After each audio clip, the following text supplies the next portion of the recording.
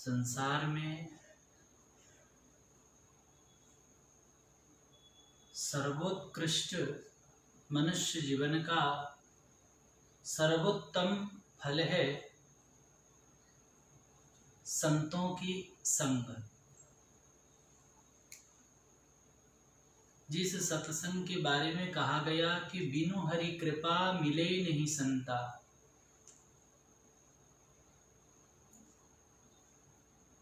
संतों के संग, सत्पुरुषों के सान्निध्य, ये संसार में मनुष्य जीवन का सर्वोत्कृष्ट फल है।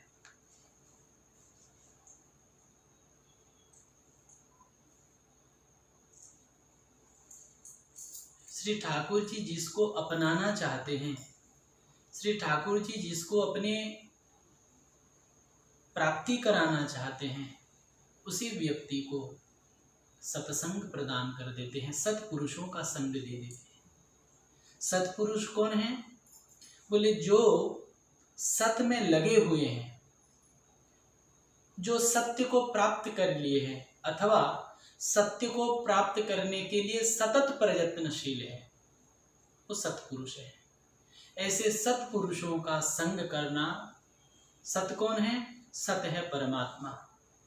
सत्यव्रतम सत्यपरम त्रिसत्यम सत्यस्य योनि निहितं च सत्ये सत्यस्य सत्यभृत सत्यनित्रम सत्यात्मकत्वां शरणं प्रपन्ना। सत्यम परम धीमहि सांच को कहते हैं भगवान। इस संसार में सत्य ही परमात्मा है। राम नाम सत्य है, प्रभु सत्य है। और जो प्रभु में लगे हुए हैं, प्रभु को प्राप्त कर लिए हैं अथवा प्रभु को प्राप्त करने के लिए सतत प्रयत्नशील हैं, ऐसे सत्पुरुषों का संग ही मनुष्य जीवन का सर्वोत्कृष्ट फल है।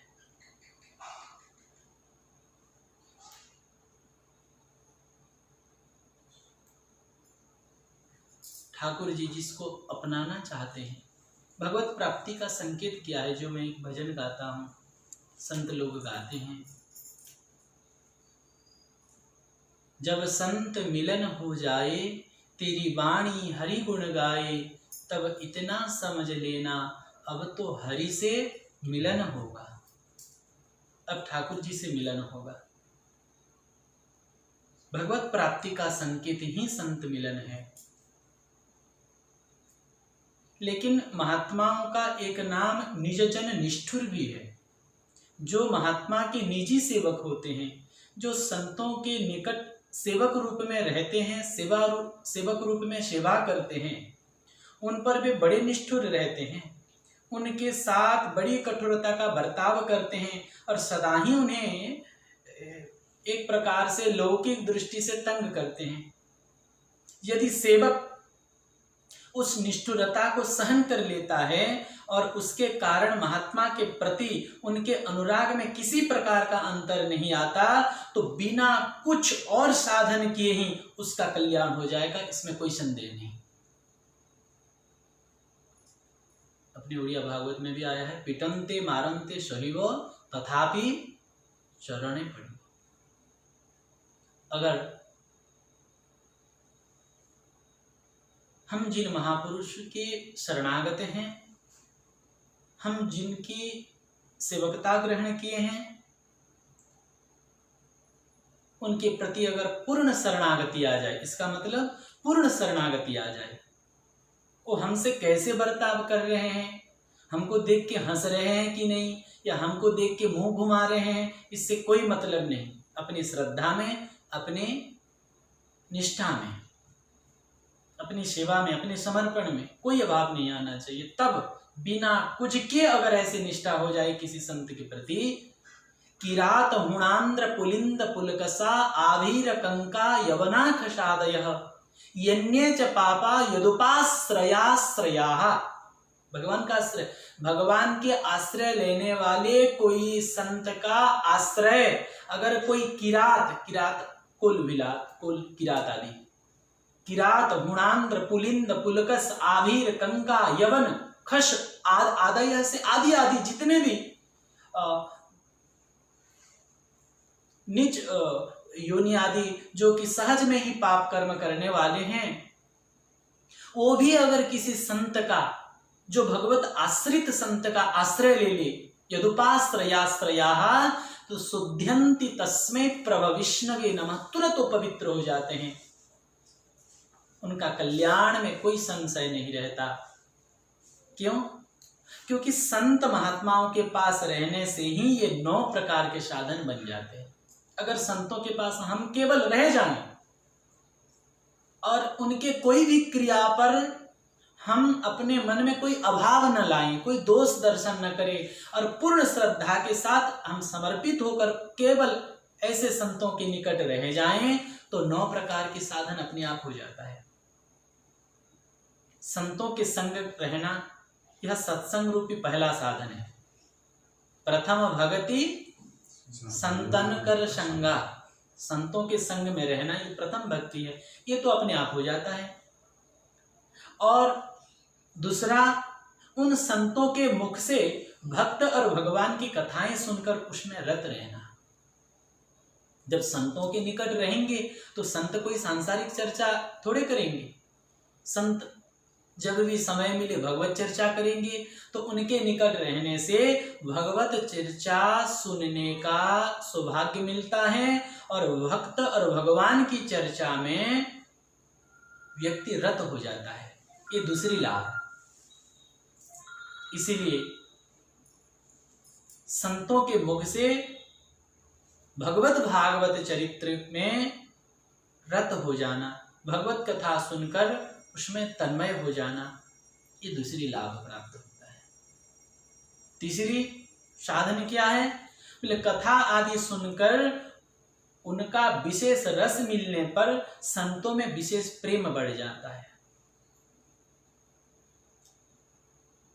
हम जिनके मुख से भगवत चरित्र सुनने लग जाते हैं, भगवान की मधुर मधुर लीला सुनने लग जाते हैं, तो होता क्या है? बोले जिनसे सुनते हैं अपने प्रभु की चर्चा, उनमें हमारा प्रेम बढ़ जाता है और प्रेम बढ़ जाने के कारण उनके चरण कमल की सेवा प्राप्त हो जाता है, सेवा में मन लग जाता है, उनकी सेवा करने से सुख मिलता है। गुरुपद पंकज सेवा तीसरी भगति अमान, ये तीसरा साधन संतों के संग रहने से मिले। कथा सुनने से उनमें अनुराग बढ़ता है, प्रेम बढ़ता है और उनके सेवा में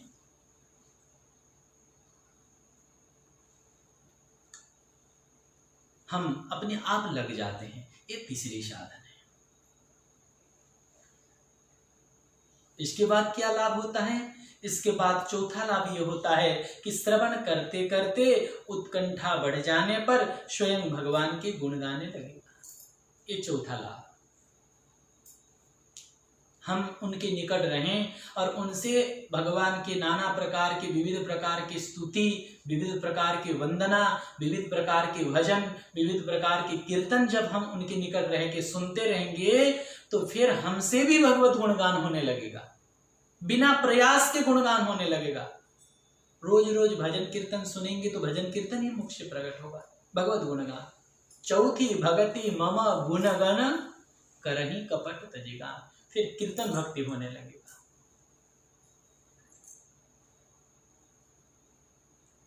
और पांचवा लाभ ये है कि गुरुदेव से प्राप्त मंत्र में दृढ़ विश्वास, और जब विश्वास हो जाएगा तो जप में तत्परता आ जाता है। क्योंकि सत्संग में गुरु प्रदत्त मंत्र का, भगवान नाम का महा महिमा गाया जाता है। तो संतों के निकट रहने से, संतों के संग करने से भगवान के नाम मंत्र आदि में दृढ़ विश्वास हो जाता है और दृढ़ विश्वास हो जाने के कारण जप में तत्परता बढ़ जाती है। ये पंचम लाभ है। छठा, सत्संग के प्रभाव से इंद्रियों का दमन होना। सत्संग सुनेंगे, संसार असार है, संसार की सुख भी, जैसे किसी के शरीर में दाद हो गया है और उस दाद को जब व्यक्ति खुजलाता है तो थोड़ा सुख की अनुभूति होती है, लेकिन खुजलाने के बाद जो भयंकर जलन होता है, ये संसार के जितने भी सुख है, ये दाद को खुजलाने से जो सुख की आभास होता है, ये संसार के सुख उसी प्रकार है। वास्तव में संसार में जहां जहां हम सुख की अनुभूति करते हैं, वहां वहां महान भयंकर दुख है। इस बात की अनुभूति, इस बात की ज्ञान सत्संग से प्राप्त हो जाता है। जैसे कोई कुत्ता सूखी हड्डी को चबाकर ये सोचता है कि इससे रस मिल रहा है, रस हड्डी से नहीं मिल रहा है। रस तो उस सूखी हड्डी को चबाने से तालू छिल जा रहा है, और तालू से जो खून बहता है, उस खून को चाटकर कुत्ता समझता है कि सूखी हड्डी से रस मिल रहा है। इसी प्रकार ये संसार में किसी भी प्रकार के सुख है नहीं, ये भ्रम है, ये अज्ञानता है। इसका अनुभूति और इसकी ज्ञान सत्संग में प्राप्त हो जाता है। और जब प्राप्त हो जाता है, वो समझ जाता है कि ना मैं मन हूं, ना ये इंद्रिय हूं, इंद्रिय जिस सुख की अनुभूति करती है ये सब भ्रम मात्र हैं, तो फिर इंद्रियों को विषय से रोक लेता है और अपने इंद्रियों को दमन कर लेता है। ये संतों के संग रहने से संभव है। नाना प्रकार के सांसारिक कर्मों से निवृत्त होकर मन का भगवत भजन में लग जाना, ये जो है छठा लाभ है। विरति बहु कर्मा, नाना प्रकार के प्रपंच, नाना प्रकार के जंजाल से मन को हटाकर भगवत भजन में लगाना, ये छठा लाभ है। और जो संतों के संग रहता है उसको ये लाभ प्राप्त हो जाता है। उसको संसार के विषय अच्छा नहीं लगता, नहीं खान पान तेहि भावे है, नहीं कोमल बसन सुहावे है, शब विषय लगे तेहि खारा है, हरि आशिक का मग न्यारा है। जब कुछ अच्छा न लगे, जब कुछ भी अच्छा न लगे, तब हमको समझना चाहिए, तब जाके भगवान अच्छे, और भगवान भी अच्छे लग रहे हैं और संसार भी अच्छे लग रहे हैं, तब तक भगवान भगवत भजन का रस हमें स्वाद नहीं मिला है। जब भजन का स्वाद मिलेगा तो संसार के सारे स्वाद, जो षडरस नवरस जो भी है, सब फीके लग जाएंगे। जब राम रस मिल जाएंगे, राम भजन का रस मिल जाएगा।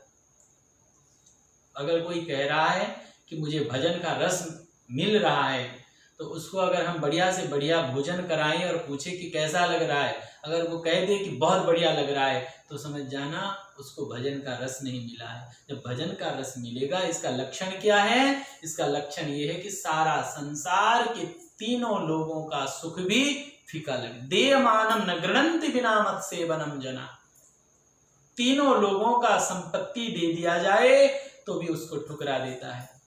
कहां तक?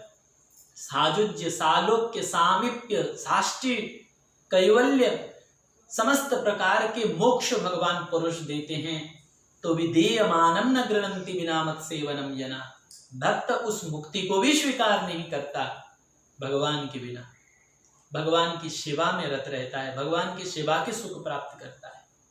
मुक्ति न मांगो भक्ति न छोड़ो, वृंदावन में धीनु चराओ।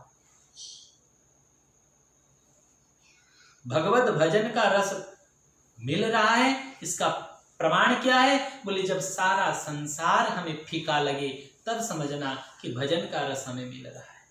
बहुत सारे लोग कथा कीर्तन में भी नाच लेते हैं और शादी ब्याह में भी नाच लेते हैं। ठीक है, बहुत अच्छी बात है कथा कीर्तन में नाचना, लेकिन जो व्यक्ति कथा में भी नाच रहा है और शादी ब्याह में भी नाच रहा है, तो उसके नाचना इतना महत्वपूर्ण नहीं है। हाँ, जो नाच रहा है तो केवल गिरधर के लिए, मेरे तो गिरधर गोपाल, तो सब कहते हैं, लेकिन दूसरा न कोई, ये विशेष महत्वपूर्ण बात है। इस स्थिति को हम सबको पहुंचना है, तब जाके पूरा लाभ मिलेगा, पूरा स्वाद मिलेगा, पूरा आनंद की अनुभूति होगी।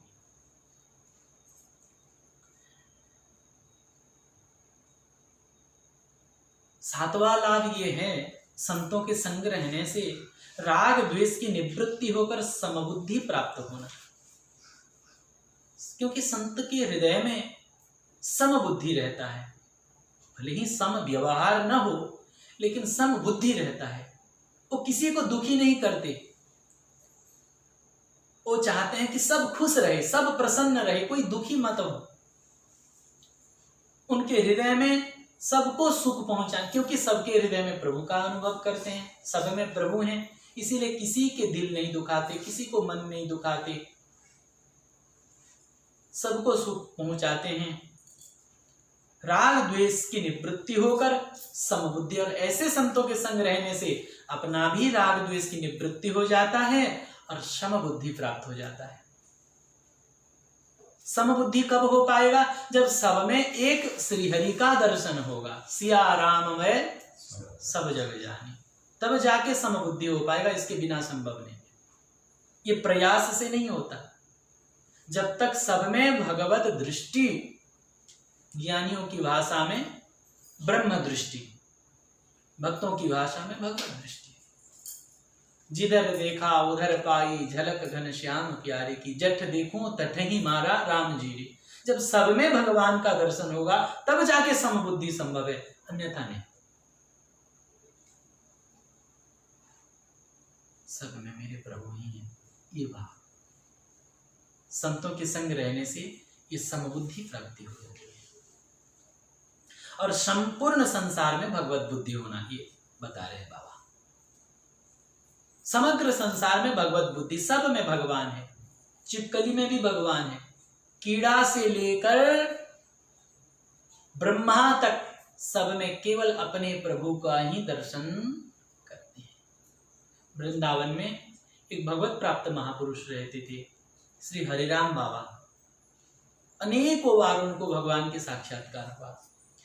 12 वर्ष तक तो श्री गिरिराज गोवर्धन की परिक्रमा में ही विराजे, और कहीं नहीं, केवल परिक्रमा में ही। जहां थक गए वहां थोड़ा विश्राम कर लिए, फिर परिक्रमा पकड़ी। और आकाश वृत्ति से बिना मांगे अगर कोई दूध दही का सामान दे दे तो ही स्वीकार कर दे भिक्षा रूप में, और कुछ नहीं। परिक्रमा अनेकों वर्ष तक रहे, लगभग 12 वर्ष तक हम ऐसे सुने।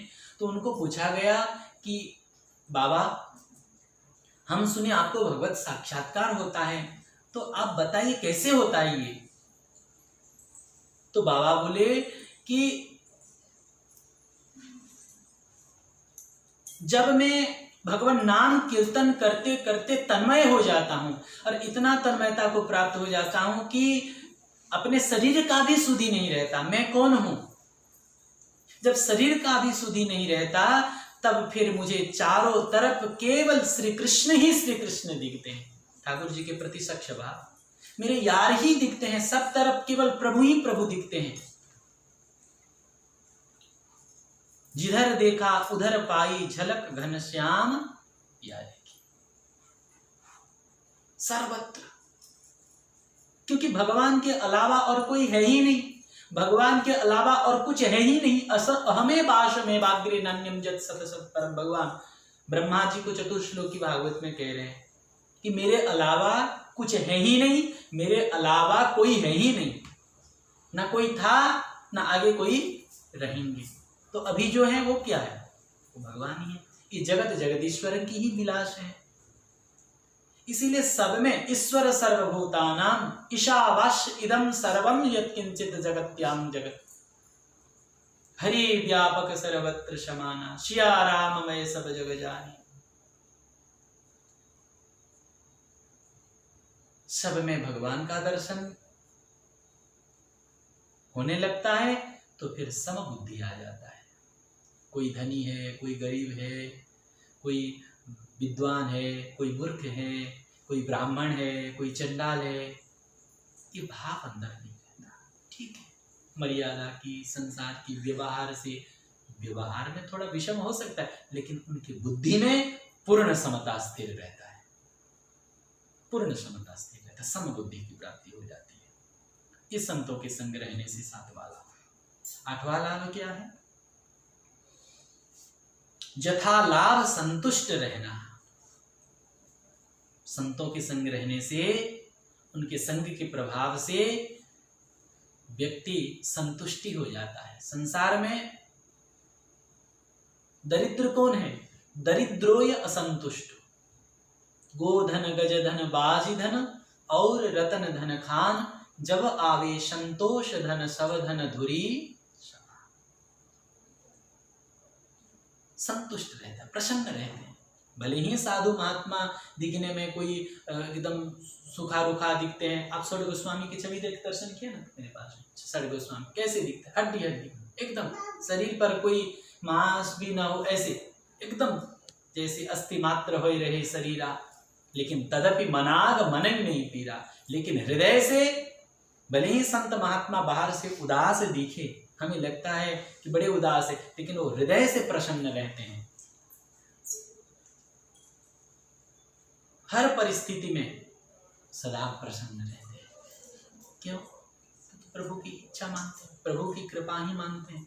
सुख में, दुख में, हानि में, लाभ में समः शत्रौ च मित्रे च तथा मान अपमान यो शीतोष्म सुख दुखेषु समः संग विवर्जित तुल्य निंदास्तुतिर्मौनि संतुष्टो येन केनचित् अनिकेतः स्थिरमतिर्भक्तिमान में प्रियो न। संतों के संग रहने से ये 8वां लाभ होता है कि व्यक्ति संतुष्ट रहता है, क्योंकि संत पूर्ण काम आत्माराम होते हैं, पूर्ण काम होते हैं। चाह गई चिंता नसी मनवा वे परवा, जिसको कछु न चाहिए वो तो साहंसा।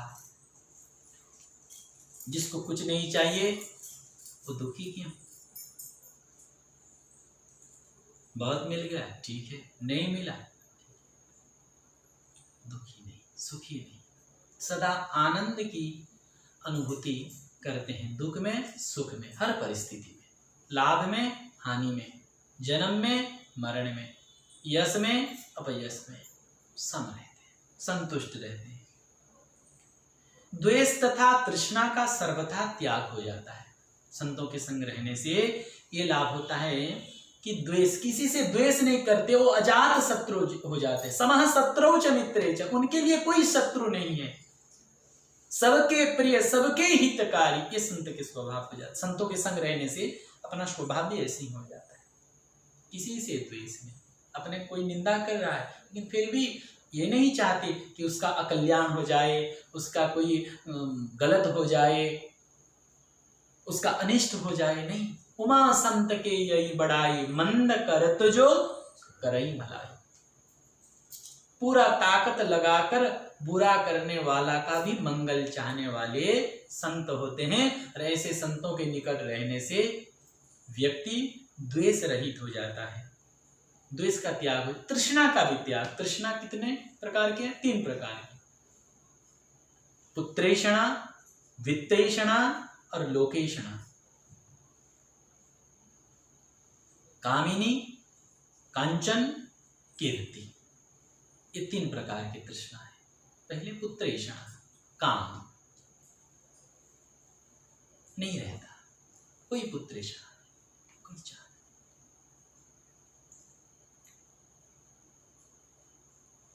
वित्तेषणा, संपत्ति का तृष्णा नहीं रहता।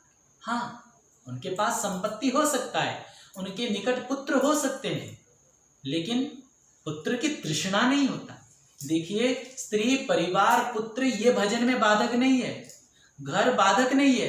घर, स्त्री, पुत्र, परिवार के प्रति आसक्ति बाधक है, ये बाधक नहीं है। घर, परिवार, स्त्री, बच्चे, ये बाधक नहीं है, इनके प्रति जो आसक्ति, ये बाधक है।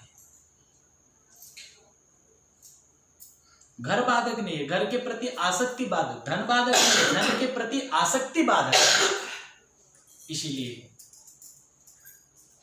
तृष्णा का, वित्तेषणा और लोकेषणा, ये बहुत खतरा है। लोग मुझे अच्छा कहें, लोग मुझे माने, लोकेषणा, ये लोग माने, लोग अच्छा कहे, ये गलत नहीं है, लेकिन लोग मुझे अच्छा कहे, ये चाह रखना गलत है। ये तृष्णा नहीं होना चाहिए। और संतों के निकट रहने से धीरे धीरे, सने सने ये तृष्णा मिट जाता है। अगर हो भी, यद्यपि प्रथम वासना रही, प्रभुपद प्रीति शरीर तो बही। ये तृष्णा नष्ट हो जाता है, इसका त्याग हो जाता है।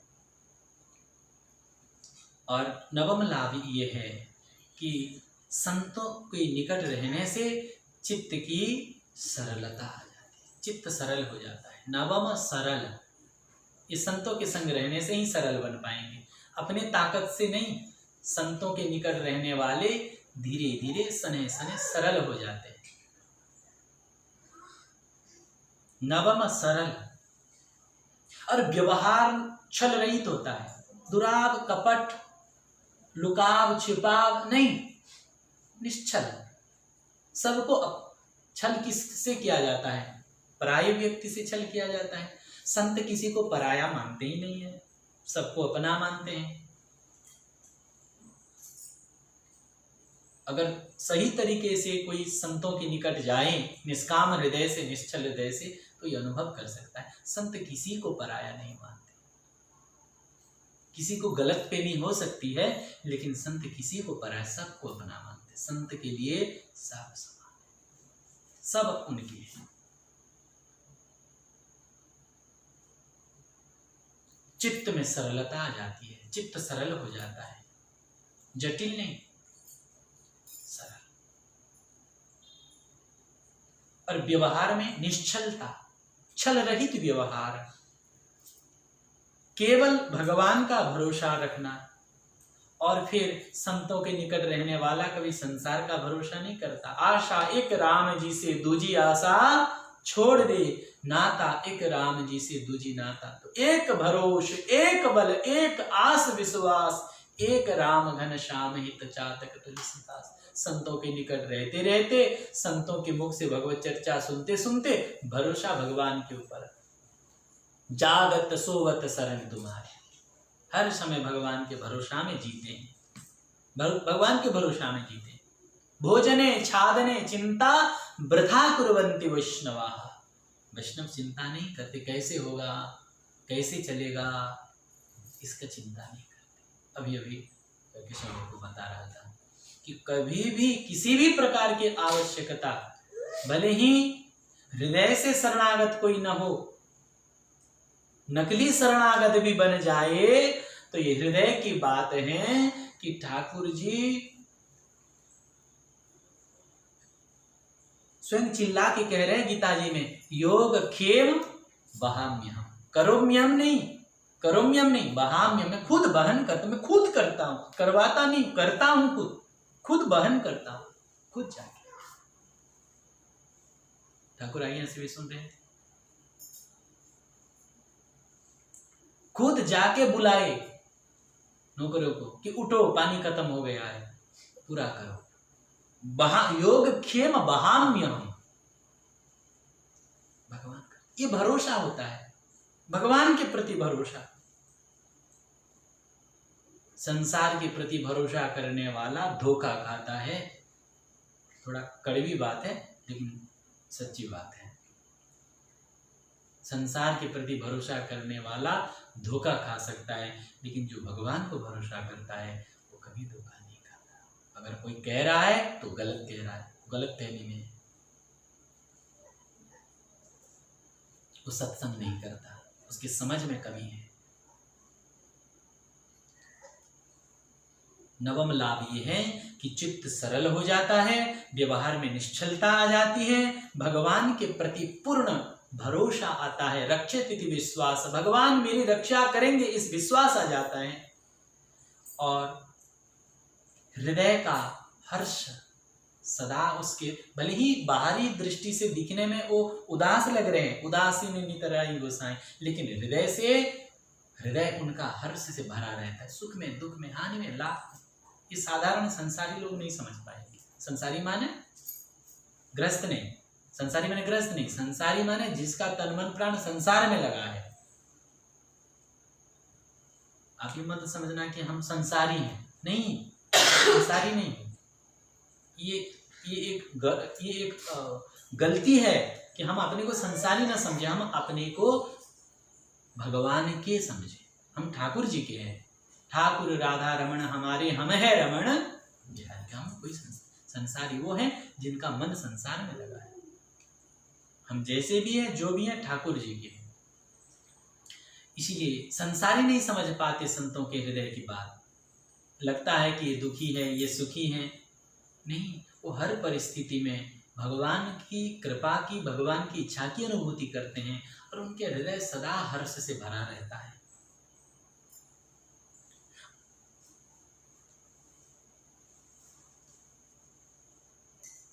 सदा प्रसन्न रहते हैं, संसार के सुख दुख से प्रभावित नहीं होते। संसार के कुछ मिल जाए तो एकदम गदगद नहीं हो जाते, संसार में कुछ घाटा हो जाए तो एकदम दुखी नहीं हो जाते।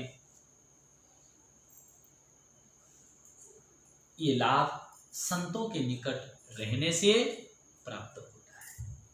केवल रहने से ये 9 प्रकार के साधन अपने आप हो जाता है, केवल संतों के निकट रहने से, धीरे धीरे शनै शनै। लेकिन संतों के निकट रहें तो कैसे रहें? बोले उनके प्रति पूर्ण समर्पित हो, तब मिलेगा ये लाभ, नहीं तो नहीं मिलेगा। उनके प्रति पूर्ण समर्पण, उनके हर व्यवहार का सहन करते हुए उनके प्रति जो अनुराग में है उसमें कोई कमी न आए, उनके श्रद्धा में कोई कमी न आए। जैसे महाप्रभु कह रहे हैं, आश्लिष्यवापादरतां विनष्टु मां मद्दर्शनान् मर्महतां करोतु वः जथा तथा विदधातु लंपटो मत्प्राणनाथस्तु सः एवना परः। ऐसा समर्पण अगर आ जाए तो इसी से ही काम बन जाता है, इसी से ही 9 प्रकार की भक्ति हो जाता है। और ठाकुर जी तो कहते हैं इन 9 में से अगर एक भी भक्ति किसके हृदय में हो, 9 में से एक जिनके हुई नारी पुरुष चराचर कोई, सो अतिशय प्रिय भामिनी मोरे सकल प्रकार भगति दृढ़ तोरे। 9 में से अगर एक भी हो तो ठाकुर जी कहते हैं वो मेरी अतिशय प्रिय है। और संतों के निकट रहने से तो ये 9 से 9 मिल जाता है, 9 साधन होने लग जाता है। तब फिर ठाकुर जी की भक्ति, ठाकुर जी की प्रेम, ये इसका मूल साधु संग है, सत्संग है। यथा वरुद्ध सत्संग सर्वसंग बहुविधा।